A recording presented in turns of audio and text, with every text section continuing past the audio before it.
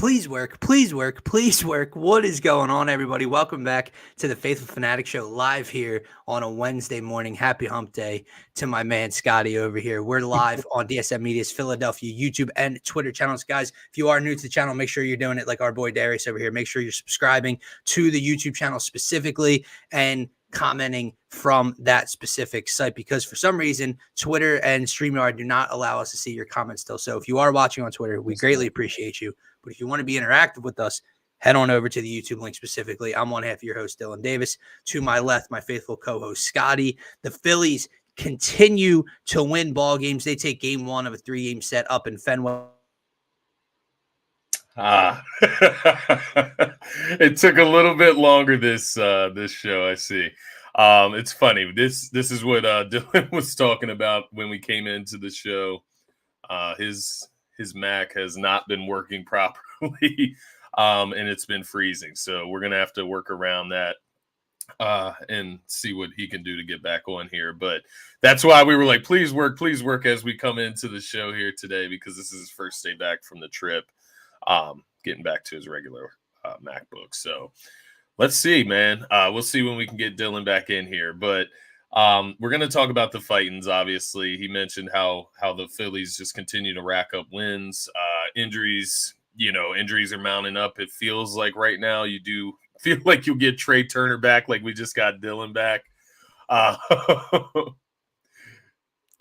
probably all fucked up on this one too. Technology, brother. I don't seem to understand it the best myself, but I was just talking about the Titans, man, and the wins that they've been able to rack up. Obviously, the JT Realmuto news is not the greatest. He's obviously getting some knee surgery, get that knee cleaned up. Trey Turner should be back soon, though. That's some good news on the other side of things. And the biggest point is that they just continue to rack up W's and they find ways to win. So hopefully we're good here now, my man. Yeah, I can hear you. I can see you fine. Hopefully you guys can hear me. If my screen and video is a little messed up, I apologize. I'm trying to figure this shit out, man. It never seems to get easier over here. But yeah, like I heard you saying, like I was saying, to kind of start, the Phillies get another win, which is great. But unfortunately, they take another loss, down JT Realmuto. And at first they put him on the 10-day IL, which is very normal. But apparently to Dave Dombrowski, he's going to miss about the same timeline as Trey Turner. So you're looking at that around that 6-week mark. The good thing is Trey Turner is expected to return at some point this weekend around the Baltimore Orioles series. So that's positive news. Hopefully they get Brandon Marsh back soon. But that's the thing, man, where I'll kind of start this conversation if you're cool with it. Yeah. This team just continues to win ball games, and it's like we don't even care that they're missing 3 of their most productive hitters through the first half of this season. 3 of their best bats. Like you are legitimately missing one of the game's best shortstops, the game's best catcher now, and a guy in Brandon Marsh who started off the season as your best hitter for the first month or so of baseball. So to me, it's just a testament of A, their depth, and B, we love to get on him. We love game to game to kind of look at his little mistakes and critique and what he did wrong in managing this ball game. But it's just a testament to Rob Thompson, is it not? Like that these guys just get up and play for him every day, no matter what the back end of this lineup looks like, no matter who's catching for these pitchers. Everyone's so worried, such in a ruckus of, JT calling the game and having this relationship with the starting 5. Garrett Stubbs comes in last night. Zach Wheeler has no issues through 7 innings, 1 run in the first inning, and that's that. Yeah, and Garrett Stubbs has been here, man. He's well experienced, right? He's not the most talented in the world, obviously. That's why he's a career backup. But it's not like he doesn't have chemistry with this pitching staff and this group of guys. You see, he's one of the most emphatic guys on the roster when it comes to team chemistry and bringing guys together in the locker room, or in the clubhouse, I should say. But nonetheless, I do agree with you, man. They just find ways to win. They find guys to step up and make plays when they need to. And it just takes me back to yesterday's game. You come back from a long London trip. You're going across the pond. You're traveling 7 hours each way. And you come back to Boston. You go to a historic Boston Red Sox.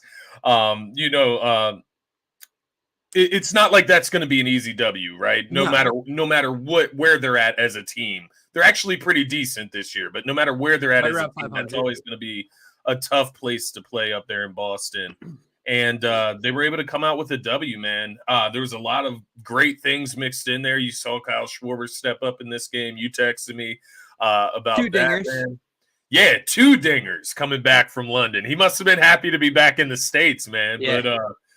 But not only him, man. Matt Strom comes in and in relief of Zach Wheeler, who obviously had a great night as well. But Strom comes in, kills it, three straight Ks, and able to get out of that inning. There's guys just stepping up all over the team, Yep. and I think that's the most exciting part of it is that we kind of come on the show here the last few weeks that we've really, stepped up the coverage on the Phillies, and it feels like every single show we're talking about somebody different stepping up for the team. Yeah, it's a great point, man.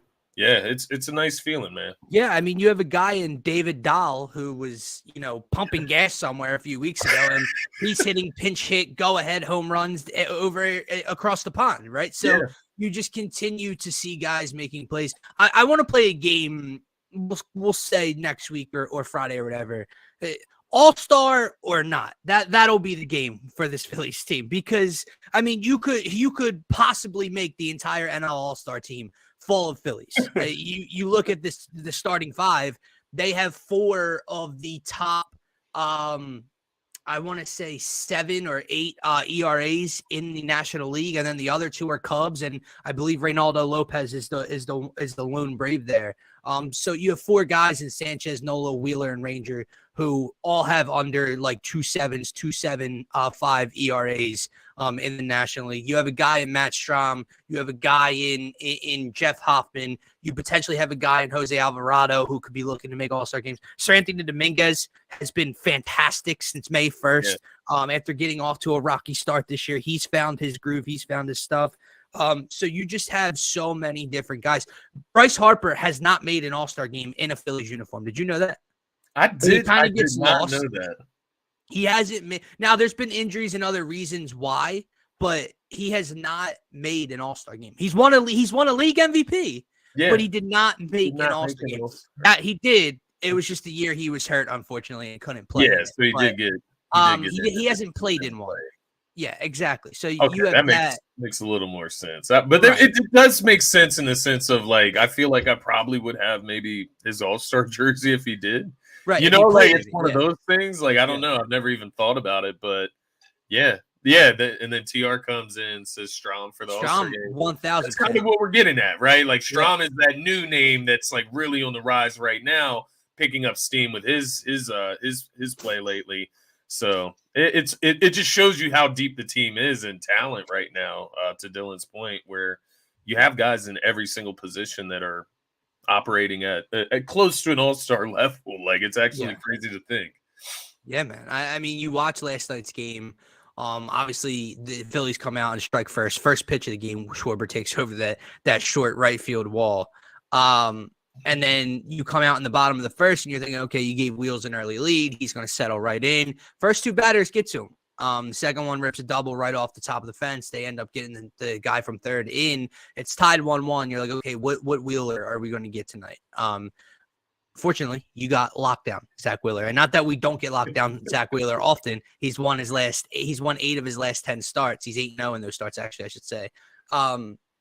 But I was just curious, right? Command-wise, control-wise, coming back from London, what's he going to look like? He just slams the door the rest of the way. And then you have guys, Bryson Stott. Like this stuff can't be overlooked. Bryson Stott hits one out into right field. It's basically a routine single almost. And the right fielder fumbles with the ball. Well, Bryson Stott never stopped running. Bryson Stott makes that a double. You had Bryson Stott on second base. I believe Bryce Harper on third base. Could be wrong in that order. Someone else might have been on third base, forgetting. David Dahl hits one to the in between first and second, and the dude makes an error. He doesn't stop running to make the play difficult. Stott doesn't stop running, rounding third. He gets home, adds on another run. Those little things, man, where you kind of just take it for granted, where you go, like, it wouldn't make sense for them to keep running hard. They do, and it was basically the difference maker in the game. Yeah. And that's what got them to a comfortable 3-run lead.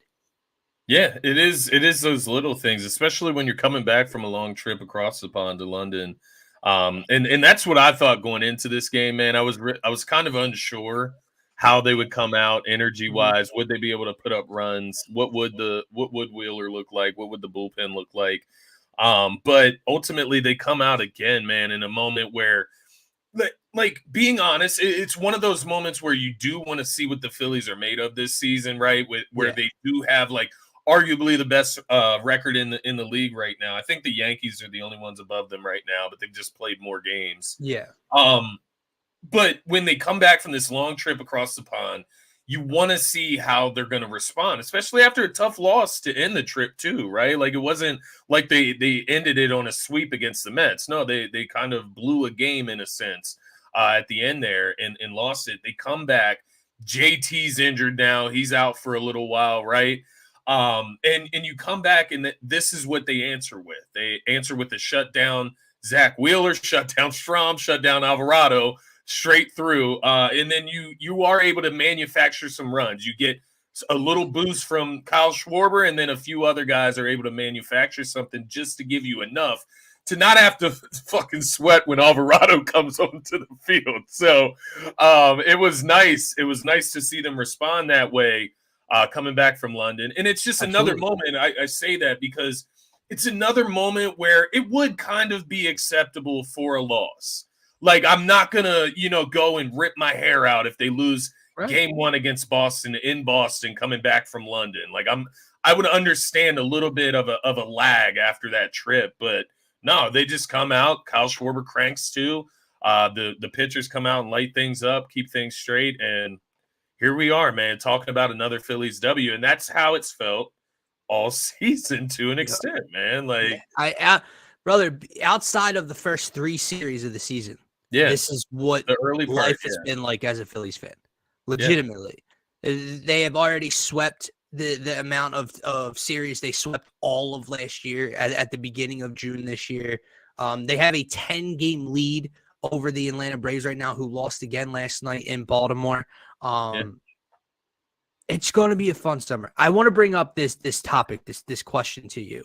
Yeah. Because I was having this conversation. I should have brought it up on Monday, but they had just, we talk about it, right? Like they had just lost the game and it felt like they win. And then we have a show scheduled and the night before they'll lose the game. And it's like, you can't be frustrated whatsoever that they lost a single ball game, but it's just the timing of, I want to come on here even more excited and they lose yesterday. Well, they win last night. So I want to bring in this conversation up last night that me and some people had while I was away. The Eagles winning back in 2017-18 will never be forgotten. Like the first Super Bowl for the organization, we craved it for our entire lives. I can't imagine what the generations above us felt waiting and waiting all these years, right? People were crying, people were storming the streets. I'll never forget it. This might be my favorite Philadelphia team of all time. And God, you'll never forget the 08-09 Phillies. Like you're never going to forget a team with that many greats that won, that had that success with Chase Utley and Jimmy Rollins and Ryan Howard and Shane Vick. You have all these memorable pieces, all these future Hall of Famers on a team that brought home a world trophy, right? But there's something about this team, dude. And it starts with the top. It starts with the main attraction that is Bryce Harper. Like, again, arguably your favorite player in the city, right? The most clutch player in the city, never shines away from the bright lights, blue collar type of dude. It starts with him and it just trickles all the way down, where I want nothing more for this team to win a World Series over maybe anything else. I know that sounds crazy, because if they don't get it done and the Eagles win a Super Bowl this year, I'm going to be the happiest I've been in my life ever since that moment. But this specific team, I need to win a World Series trophy so goddamn badly. I do feel you. I feel you, man. I think it's up there, and they do need to win in order to kind of staple that in, right? Like as one of those teams. But yeah, I don't know. It's tough for me, man, with the Eagles. There's just something about the birds that, like, right, I don't know. They're always going to be number one, right? They're always going to be one. But what's happened over the last 2 to 3 years is the Phillies have kind of resurged themselves as this is also a baseball town. Now, I'm not saying they've surpassed the Eagles in any sense of the imagination, but it's also a baseball town. And just like we talk about that stuff all the time with the Eagles, like likability and how they can just make you, throughout the week on a podcast or social media, just very frustrated and angry and no self-accountability, etc. This team's just so goddamn likable. Like they are. And the journey and the ride they've kind of taken you on over the last 2 years, I think has probably made it that much more special, right?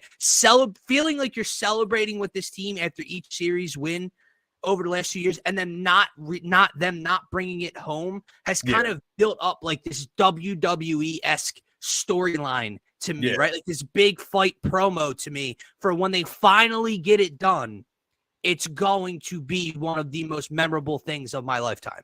I feel you, man. It's just funny because, like, as I listen to, like, through you saying that, it just takes me back to the Eagles going to the Super Bowl against the Chiefs and losing, and like how we felt about them at that moment, right? Like James Bradbury did take accountability for that holding call in the Super Bowl.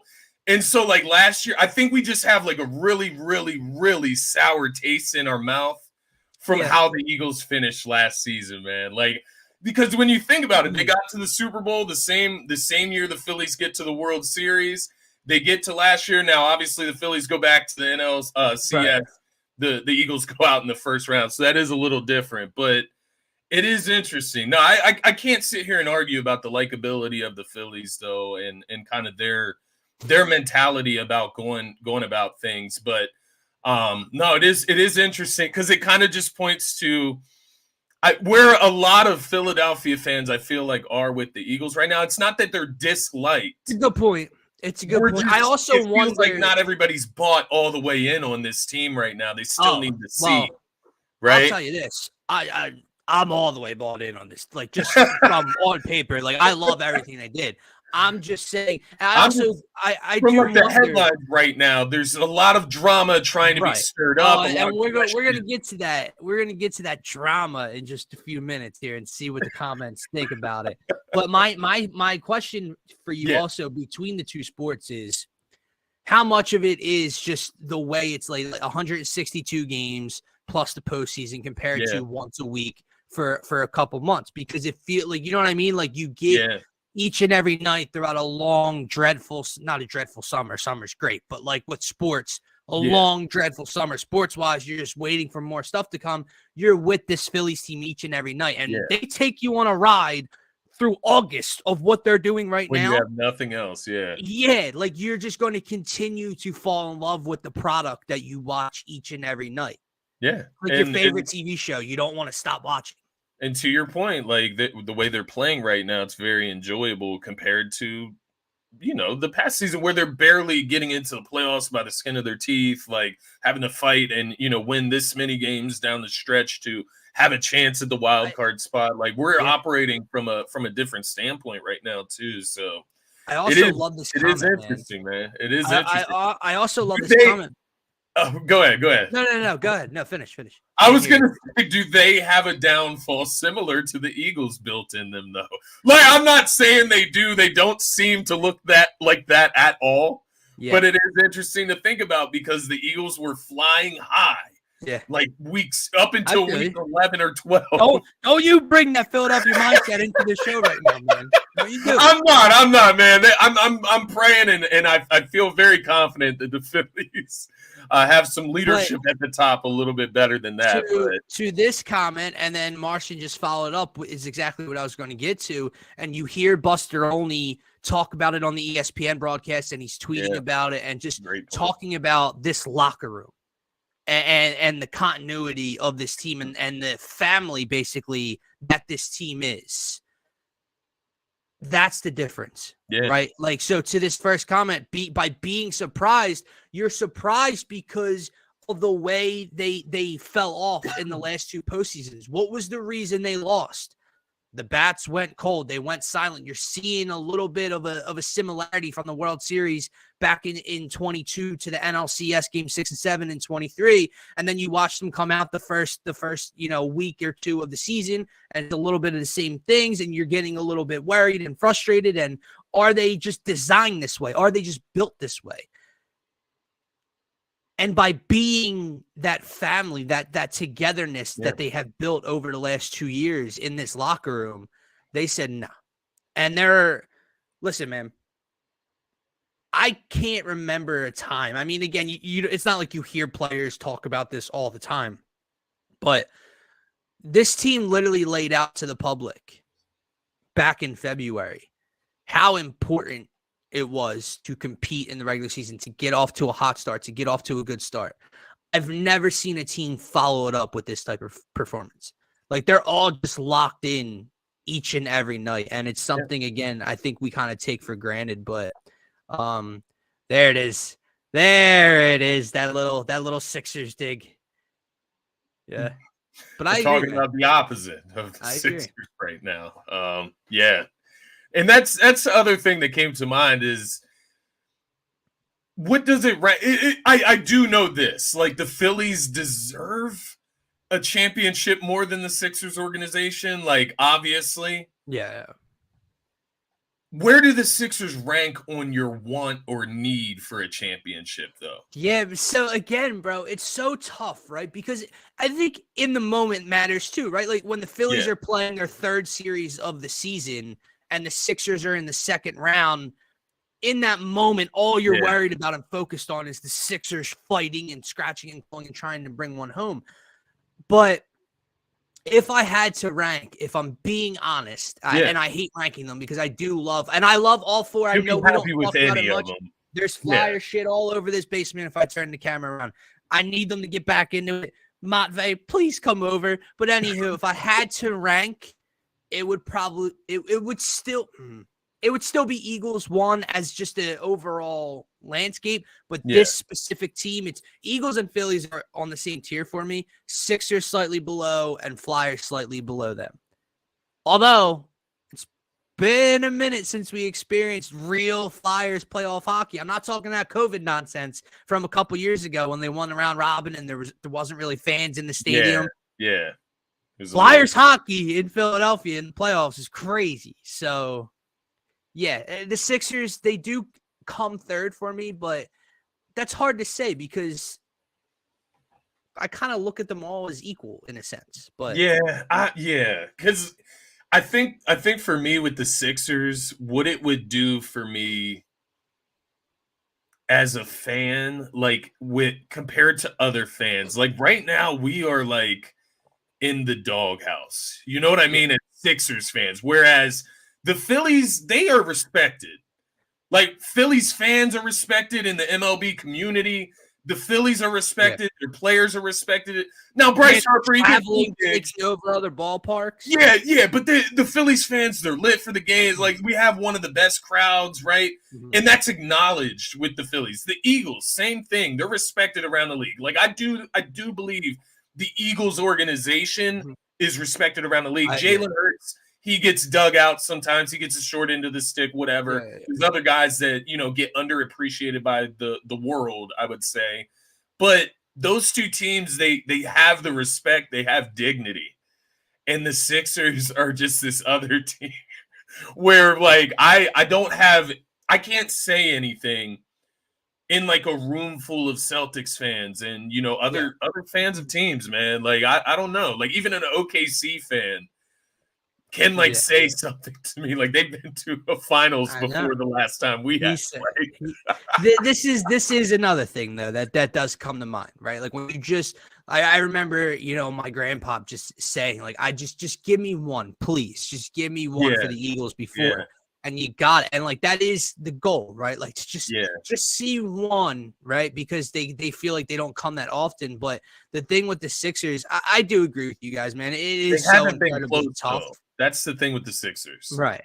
Like, brother, I don't know if you realize this. I've seen the Philadelphia Flyers play in a Stanley Cup Finals more recently than the Philadelphia 76ers have played in an NBA Finals, and more recently by like a decade. Like the Flyers went to the Cup in what, 2010?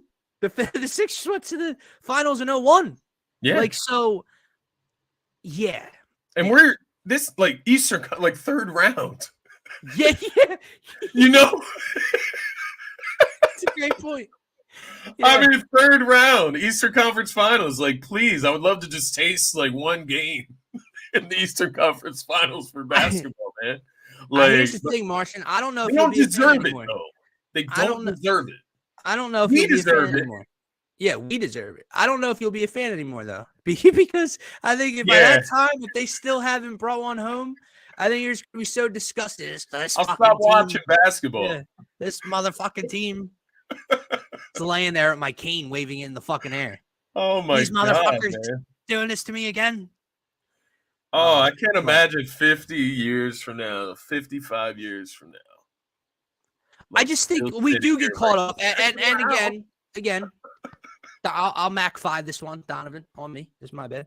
I did bring up the conversation of, I want this Phillies team to win more than anything, so it is my fault. We get caught up in I guess ranking how we feel about these teams, when in reality we do probably care about them all equally. Like I get like you not being like you probably don't really care about the Flyers all that much, but like just the teams you follow, it's hard to rank them, right? Like the Phillies, Eagles, and Sixers for you. It is difficult to rank them because in that moment when the Phillies are going to a World Series, it's tough. For the Flyers, I'm like a fair weather fan, right? Yeah. Right. But I love the Flyers. Like I would love for the diehards to feel that, right? Like I'm not and take credit like the diehards, but I would still join in on the fun. You'll see me with I got Flyers here. Let me take this a step further. Yeah. The Phillies and the Eagles both win it this year. But the Sixers don't have it, but the Sixers can't have a chance for the next decade. What are you taking? The Phillies win the World Series this year, and the Eagles followed up in February with a Super Bowl. But the Sixers, the other side of it is the Sixers cannot compete for a finals at least until 2034. Listen. I'm taking the chips because they won't compete anyways for like that's reality, man. That's such an easy decision. Like I'm taking the championships because the Sixers won't compete for one anyways. I'm not putting the cards in their table in their hands, right?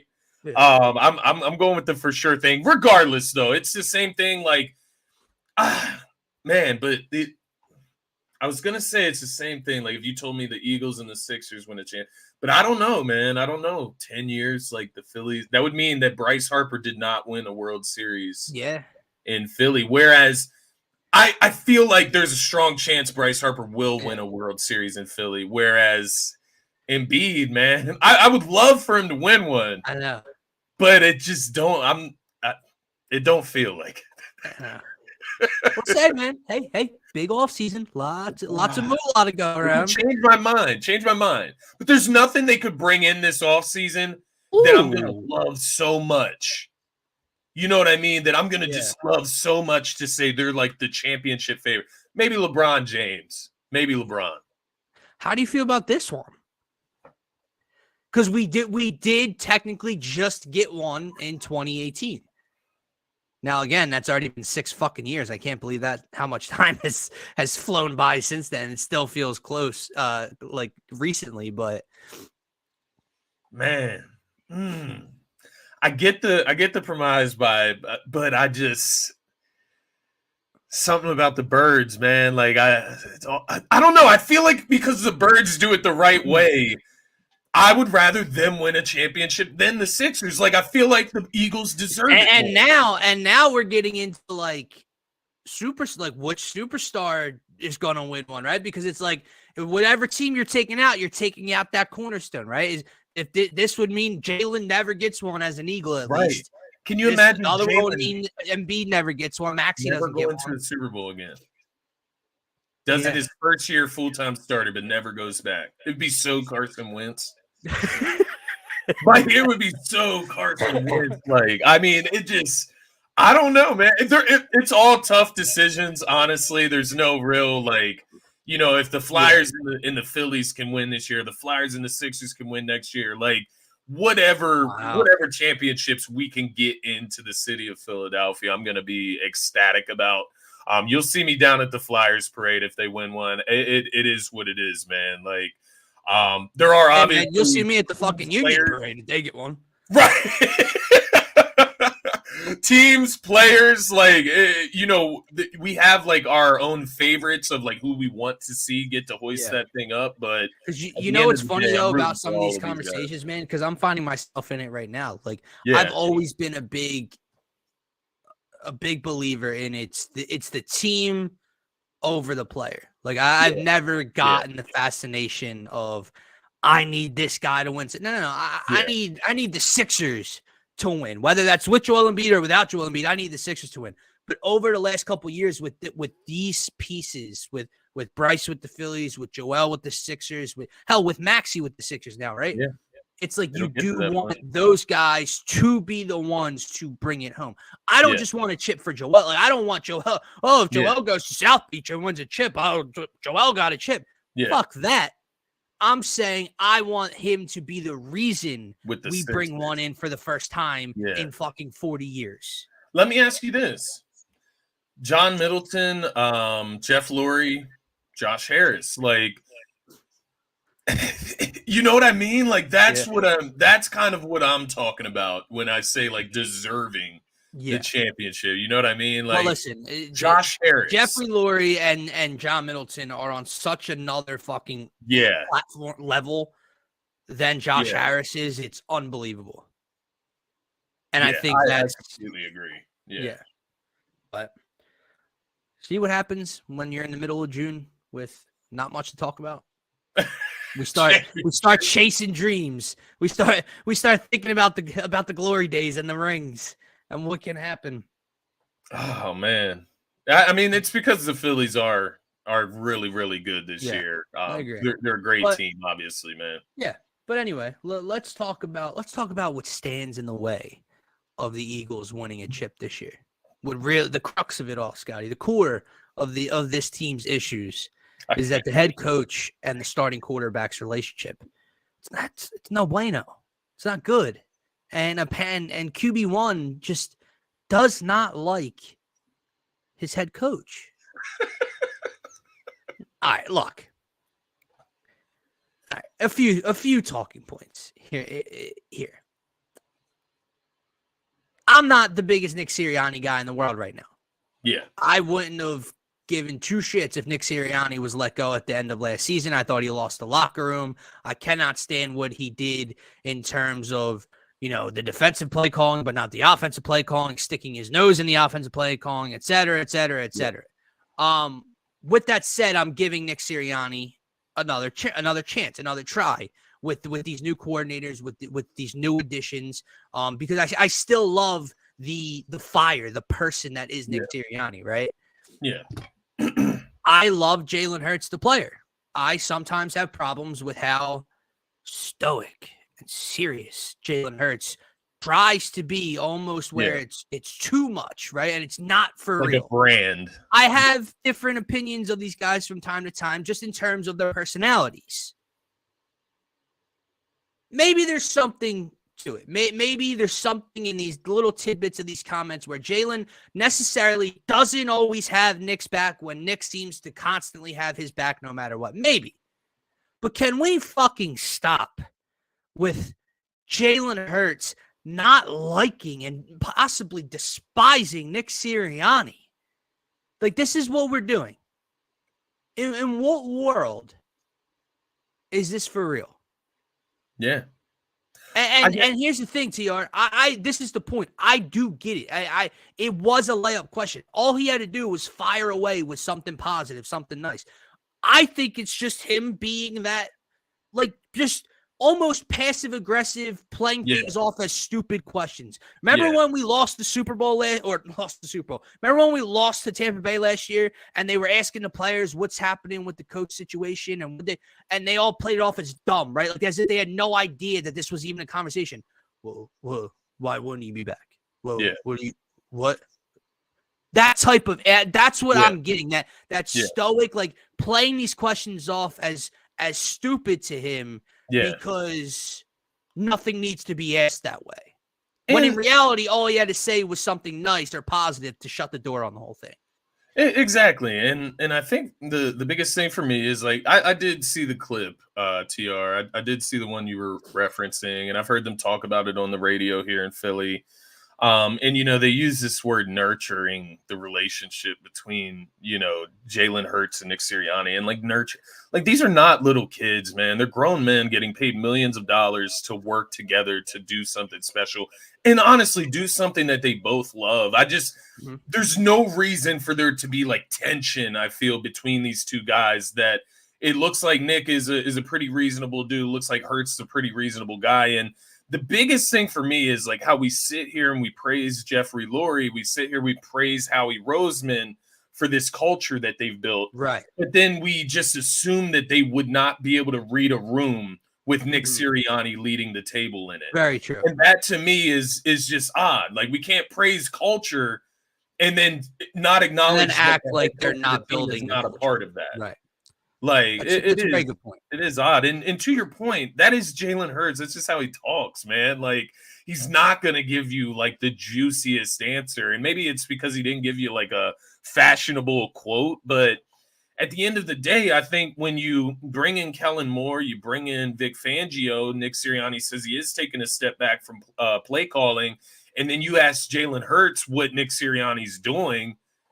Well, yeah, it's, like, not going to be, like, the easiest thing to describe without just saying, like, the simplest shit. Like, yeah, he's just leading our, huddles, or he's giving us the speeches at the beginning of the day. Like, it all does sound like bullshit when you list it out like that. I would agree. But once again, there's plenty of coaches that have been at the head of it, don't have play calling. I agree, man. And they're able to get teams motivated and where people want their teams to get to. So, I don't know, man. It is odd, man. It just feels like forced drama to me. Right, because with the way that the tone, right? It's all about that too, right? It's the maybe they do. I just am not taking it from that press conference. Fuck no, not a chance. I don't think so. And I just, if they did, man, like, but again, you just brought it up, right? Like, we trust Howie and Jeffrey so blindly and so greatly that if there were an issue between QB1, who you just paid, and a head coach who had a lot of question marks from him on the outside, if any of it were true, that they had a fractured relationship where they didn't get along, or Jalen didn't like why would they let Nick Sirianni continue to be the head coach of this team? Why would you I'll also say this? Try to ruin your quarterback. It's the tone in which he speaks, right? It's that personality, and where he's Mr. Cool, right? Calm, collected. Remember last year when there were, like, articles written about Jalen getting that payday and then, like, distancing himself from the team and not blah, blah, blah. I thought about that at times. And when you watch them struggle on the field, you start to, like, maybe that's, well. He doesn't seem like the guy that gets up and yells at his teammates when they're struggling. He seems like the guy that gets in his own head and, like, maybe tries to figure it out himself or something. Sure. But something he needs to work on, honestly. A.J. Brown signed an extension. Devontae Smith signed an extension. All these offensive linemen signed an extension. I get it's money. I get it's millions of dollars, and people might put up with things because they're getting that payday. But if my QB, who I know is here for a while, just got that payday two years ago, a year and a half ago. Great point. am I signing that extension if we don't get along, if he has distanced himself and has become a different person and no one likes him and blah, blah, blah? Like, probably not, right? Like Smitty's, if that's the case, Smitty's not signing that extension. Yeah, not at that time at least, right? You would at least wait for Waddle and see what these other guys are going to make and make sure his price is there. Right, like taking team-friendly deals to stay with a team that's being led by this specific person. Yeah. It's just something to think about. That CGJ comes back from Detroit. You know, everybody loves Dan. CGJ comes back from Detroit. Do you think Saquon Barkley came here without speaking to Jalen Hurts at any point this offseason? Right. Do you think he just blindly came in? I get he's a PA boy. He went to Penn State. Like, maybe he already had his mindset. He wanted to come home. I would assume there were some phone calls or FaceTimes or whatever between the quarterback of the organization and this guy that's about to be a focal piece of the offense. This brings me to another point, man, that I wanted to ask you about. And it's about Jalen Hurts once again, because you look at the acquisition of Saquon Barkley. To me, that seems like that's going to take a little bit of stress off Jalen. But, you know, I heard some comments once again on the radio the other day, and I think it was Bucky. Is it Bucky Brooks? I think it was. Yeah, it was one of those guys on the radio. But nonetheless, they said that, you know, everything is really going to depend on how Jalen Hurts plays this year. Like, if he's great, the Eagles will be a 13-14 win team. If he's mid, they'll be, you know, a 7, 8, 9, 10 win team. Is that how you feel about this team? Like, I do feel like Jalen Hurts is obviously a huge part of it, and I expect him to have a good season. Do I expect him to maybe be MVP? He could if he has a great season. I think but a good season from him gets us 13 or 14 to me. A mid-season even gets 11 or 12. Like, you think so? I was going to say 9 or 10. I was going to say I think a average to somewhat, like, I don't want to say use the word bad, but you know what I mean, like, to turn it just sit like that. I think even with the talent around, I think it still probably gets you to 9 and 8 at the minimum. You can't use bad. If he's bad, then they could win 7 games and there might be more problems. If he's average to slightly below average, I think they're a 9 to 10 win team. If he's good to great, MVP type level 2 years ago, that knee's okay, everything like that, they are a legit, like, 13, 14 win team. Like, who would be an average quarterback, you would say, from last season? Like, who was average last year? Baker Mayfield? I think, well, last year I think Baker played above average, but namesake, you could argue average. Average. Like, here's the thing: like, is Kirk Cousins average or is Kirk Cousins above average? Right. Geno Smith, is that a good comp? He's got weapons out in Seattle. He did make a Pro Bowl last year, so I don't know. I got Brock Purdy. Who is the definition of average in this league? Like, who is that quarterback? Right. TR says Cousins feels like the most average QB of all time. I feel that. Like, I do think it's in that. I do think Baker finds himself in that conversation. Like, Baker, Geno, Kirk, Derek Carr was kind of bad last year, but Derek Carr to me is like a very average quarterback. Yeah. Maybe Russell Wilson's average now, right at this point. I don't think he's as bad as everyone makes him out to be, but he's definitely not. Russ isn't cooking anymore.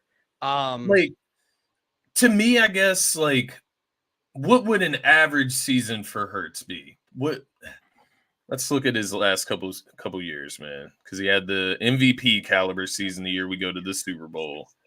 And then last year, he started as an MVP candidate, but it kind of fizzled out. So he had 23 touchdowns, 15 interceptions last year. He's got to get that down. Correct. That to me is the biggest issue. Well, 23 passing touchdowns, which is a career high, by the way, last year. Right. Add on double-digit rushing touchdowns. 15. Career high in passing yards. His completion percentage only dipped about 1%. The issue is the rating, which comes with the turnovers. He had 15 picks and how many fumbles? Is that a mid-season for Jalen Hurts, though? Like, I know the high-end touchdowns. Like, I get that part of it. But the turnovers, I mean, he had 6 fumbles last year, lost 4 of them. So 4 turnovers there, and then Right. 15 So 19 turnovers. 19 turnovers. Way, way, way too fucking much. And how many wins last year? 11 or 10? 11? We were Did they wild win card 11 team. last year? I think they fell into 11 wins, man. Like they Oh, started like you know 10 what? and No, 1. timeout. They fucking had to have because they started out what? 10 and 1, yeah, Yeah. it's at least. Duh. 9 and 0, or maybe 10 and 0. So, I can't remember.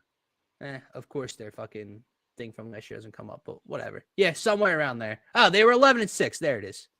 Or would you say, I guess a mid-season from Hurts would be 2021,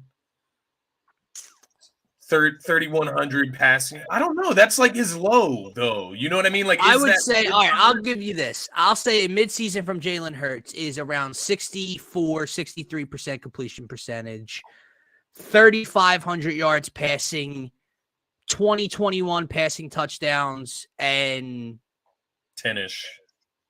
under 10. Yeah, 10 interceptions, maybe 9 interceptions, somewhere around 9 there.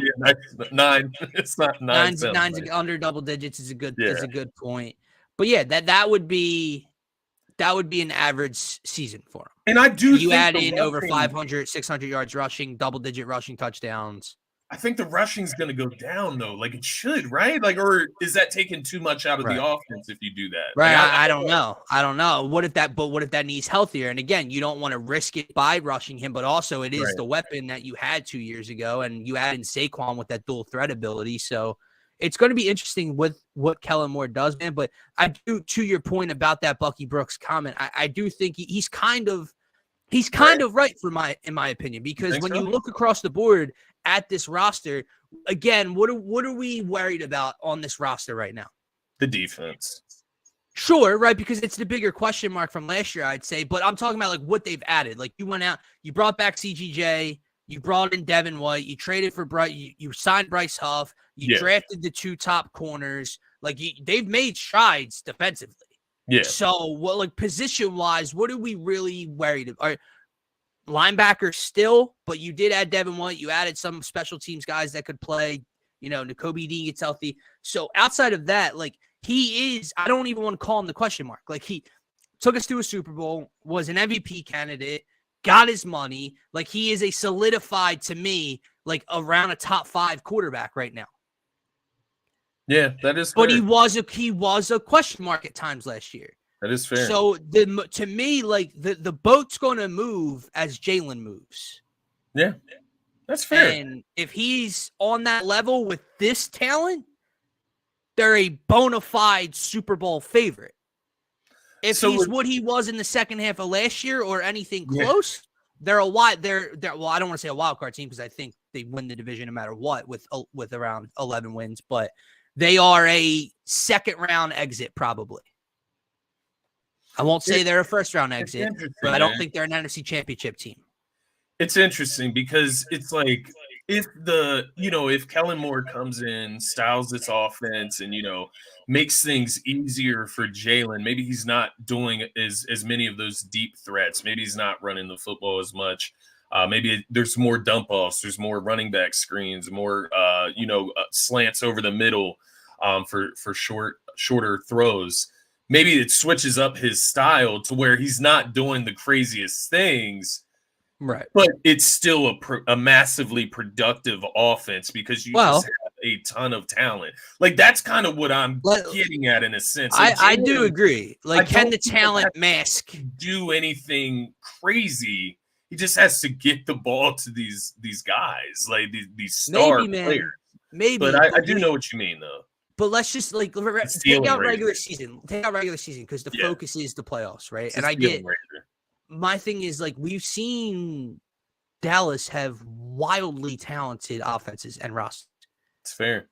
And then you watch that average quarterback walk in and play in a postseason game, and what can happen in the blink of an eye. Yeah. That's where he comes into play for me. I also think. When you are playing against Patrick Mahomes. I also think play calling, right? Like how bad it was last year, what he had to basically overcome, plus injuries, plus everything like that. I'm not trying to make too many excuses, but if Kellen Moore can implement a Kellen Moore style offense, and we know what that looks like with the Chargers, with Dallas in the past. If Kellen Moore can bring over a high flying offense and Jalen can play within that offense, I think it's a special season brewing. Yeah. Because to your point, Jalen ain't going to have to do too much with that in that offense. That's what I'm hoping. He's going to deliver the package. The pigs. How about Hassan Reddick over in New York, man, to finish out the show here? Time out. What are your people thoughts? dumb? Are people that dumb? No fucking shit. He's not showing up. What, Scotty? Answer me a simple question. Why isn't he an Eagle? Go ahead. Why isn't he an Eagle anymore? Because of his we assume because of his contract and the negotiations, right? He wanted an extension. And the asking price of the extension. Sure. But then the New York Jets know that, trade for him, don't give him an extension, and now are shocked that he's not reporting. I want to ask this, though. The reason I bring it up is because do you look at Hassan Reddick some type of way with him basically taking this problem through two teams now? The fact that two teams can't reach a number with him, it's great to have that off our shoulders is what I'm getting at. I can agree with that. My question is we don't necessarily know if New York's even tried to reach a number with him. I don't know that that New York's offered him a number and extension, and he said, no, I want this, and I'm holding out until I get this. What if New York is just traded for him and went, here you go, which is pretty asinine knowing the situation of what he came out of. But if I look at him any different, he just never seemed like that guy. He came into Philly a quiet, under-the-radar edge rusher, one of the more productive edge rushers, but not a star level, not a huge name guy, and no one that really ran his mouth or caused problems at any spot he was in. Comes here, dominant first year, pretty good second year, wants an extension, which, again, you and I have discussed with players and contracts is absolutely mind-blowing to me. Brother, you signed a 3-year extension or a 3-year deal. I have no idea where in your fucking brain you get after a year and a half and go, I want more money. Yeah. Because in no other profession can you do that. No matter how productive you are at your workplace, at your job, no matter how much money you bring into the company and you're outproducing what you think is your number, it don't work like that. You might get a bonus. You might get a little friendly. Here you go, pat on the back. Yeah. You don't just ink a whole new deal. I want 3 more years at $20 million a year. It doesn't work that way. So from that perspective, he's an idiot. From another perspective, the Jets are idiots because you traded for a dude knowing that he wanted a contract extension. And now you traded for him and you didn't offer him a contract extension. Well, no shit. He's not going to come play for you right now. Yeah. I just think with him doing it to the Eagles first, right? He supposedly loved coming here to Philly, loved the fans, loved everything, right? We're competing at a high level despite the way the season ended last year. And he still, just couldn't work out something to stay. Maybe it was Howie, maybe it was him, but him going to another team and them not being able to get it done. To your point, maybe the Jets were just foolish and traded for him blindly. That would be one of the dumbest things that you could ever do. Right. And Joe Douglas doesn't seem like a dumb man to me. So yeah, he doesn't seem dumb, right? It seems like they would have a deal in mind and maybe. Right, maybe to your point, that is the case.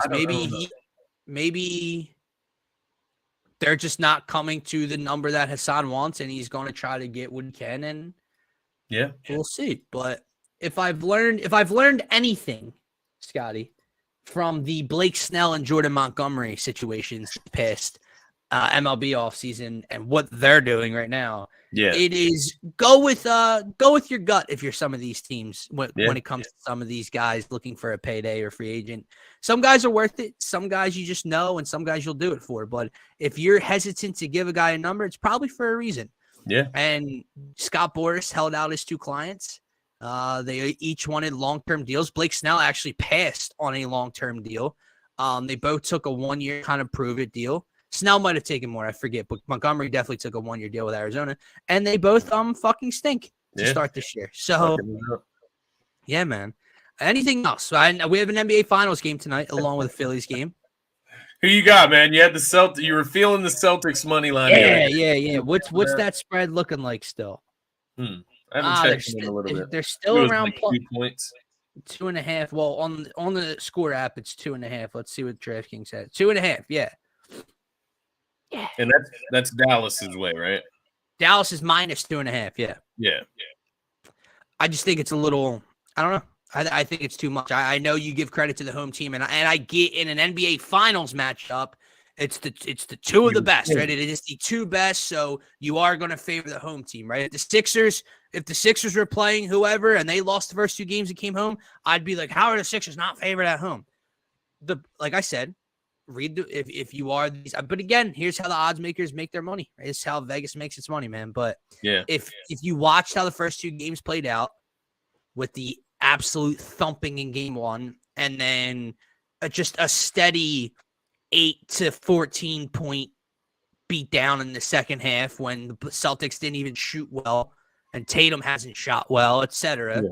I don't know how you swing it so far in the other direction that Dallas is now. It feels like Boston at plus money is just crazy. Yeah. I'm almost starting to trend like, is this like a trick or something? Right. But I don't know. Boston with that team, the way they played in the first 2 games, to your point, in Boston, to be fair, it doesn't add up. Like, I get Kyrie to get hot this game, but like, it's not just Kyrie playing bad. Like, Drew Holiday and Derek White are giving him issues. Like, that is part of it. Like, they're playing great defense on him. Luka had a triple-double in game 2, and they still lost by, 7 or 8 points? Yeah. So, I'm going to tell you what it is. I don't know, man. They just don't have enough, right? You don't. Even if Kyrie was playing better and you had Luka and Kyrie, if you had Luka and Kyrie combining for 62, I still don't know that it's enough. Right. They need to combine, for like 80, man. Like, I don't know if you saw the clip. It's fucking hilarious because ESPN's coverage can just be so bad at times. But Wilbon, I actually don't disagree with him. He is a veteran. Like, I've had player props on him in the Western Conference Finals, and he got limited minutes. He was talking about a third guy needing to step up for Dallas, and he went with Tim Hardaway Jr., and then Tim Hardaway Jr. was a coach's decision, no play that night. So I don't know what Jason Kidd's doing there. Like, I'm sorry, man. I don't know how in 2024 Dante Exum is getting playing time in the NBA Finals, but Tim Hardaway Jr. can't see the floor at all for this team that kind of desperately needs another guy. Just, Derek Lively, Daniel Gafford, PJ Washington, Eric Jones, like, they're just, I don't know. And then add into the fact that they've been the worst free throw shooting team in the postseason. It's ugly. And the other thing for me, man, is like, it feels like Boston is due for like a good Jason Tatum game or a great Jaylen Brown game. Yeah. And then you throw in, they shot like 25% from the 3-point line in game 2 and still won. Now, the question is, what's with Porzingis tonight? Is he playing? I know he's a game-time decision, but then Al Horford will hit 4 threes tonight somehow, man. Like, I don't know. Maybe this is the spot where the Celtics, show that little bit of fraudulity. That's a new word for you today. A little bit of that fraudulity that they work with. You guys like that tan line? Embrace that tan line, baby. But that's what we're counting on, right? Like, we're counting it. Like, if you expect the Mavs to win tonight, you're kind of counting on Tatum to shit the bed and the Celtics to like look like a shell of themselves. Well, maybe it does happen. Is Drew Holiday going to give you 28 points? Is Jaylen Brown going to give you 36? Is Porzingis going to give you 22 if he plays with 3 blocks? Like, I don't know. So they just seem like they're too much. It takes me back to what I felt just on an even greater scale with this, though.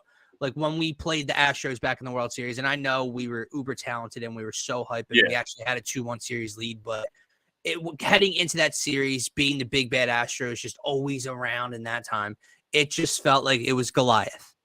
And that's what this feels like. It just feels like the Celtics are Goliath, and you don't stand a fucking chance. Yeah, I think honestly, now especially.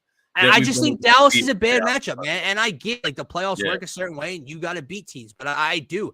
I believe if possibly Minnesota was playing the Celtics, I believe if Denver was playing the Celtics, this series might be a little different. It might not be 2-0, but I might have more confidence that Denver is going to hold on to home floor at the moment. Yeah.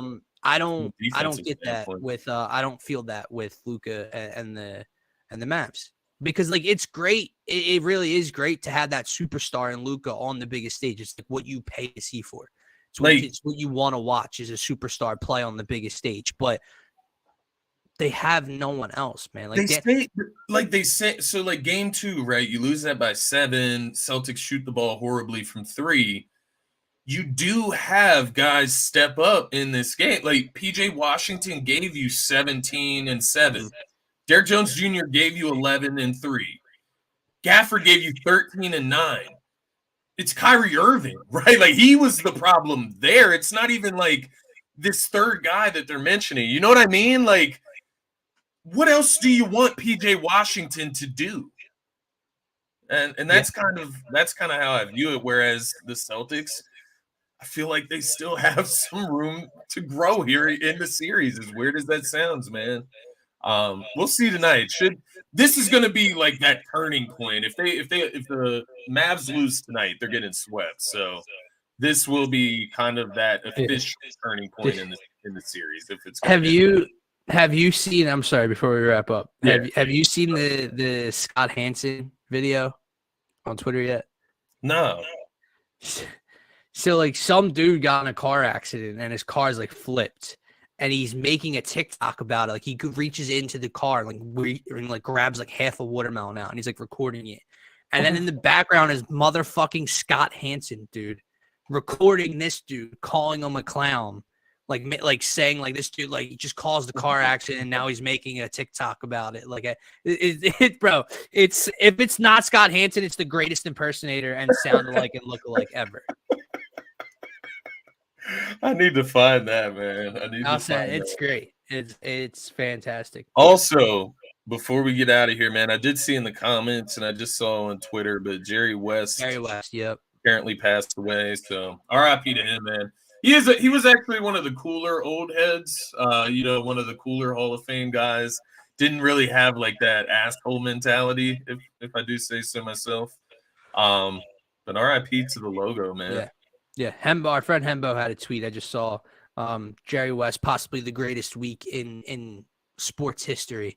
He said on, let me find it, on whatever date Jerry West.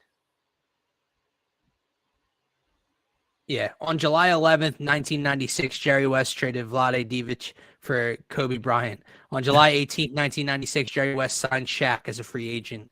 Perhaps the greatest week any sports executive has ever had. So within a week's time, he traded for Kobe and signed Shaq. That's it. That is insane. That's crazy, dude. Insane, dude. But yeah, man, what was he? Stay in the summer, baby. Happy 62. He was 86, man. So lived a good life. Yeah, great life. If I get up to 86, it's a fucking miracle. Probably be ready to go. Let's not get morbid on here, man. No. RIP Jerry West. Yeah. But anyway, guys, with that said, that is going to wrap up this Wednesday show of the Phaithful Phanatics show. If you are new to the channel, make sure to do us a favor. If you're watching on Twitter, obviously we appreciate you. But if you want to be interactive with us, if you want to comment along, make sure you head on over to the YouTube link specifically, smash that subscribe button, and comment away from there. It's the only spot we can see your comments through StreamYard for some reason. But, hey, helps us, I guess, try to grow the YouTube count. For myself, for Scotty, for DSM-Media, have a great rest of your Wednesday. Peace, everybody. Happy hump day.